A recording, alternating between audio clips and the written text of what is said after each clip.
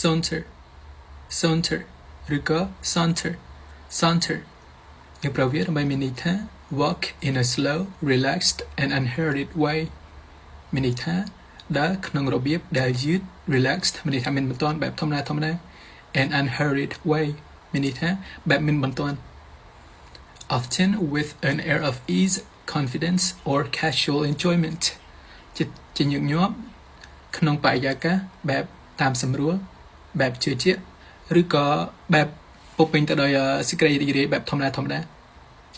She sauntered through the garden letting the sunlight kiss her shoulders មានន័យថានាងបានដើរបែប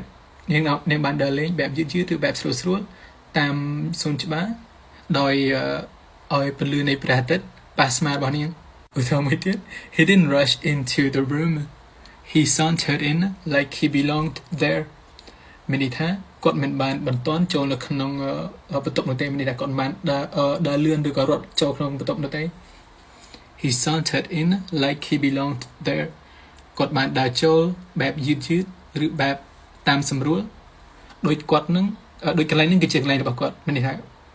មិនជាកន្លែងដែលគាត់អត់ស្គាល់ទេគឺជាកន្លែងដែលគាត់មានអារម្មណ៍ថាស្រួលឬក៏ស្នុកស្រួល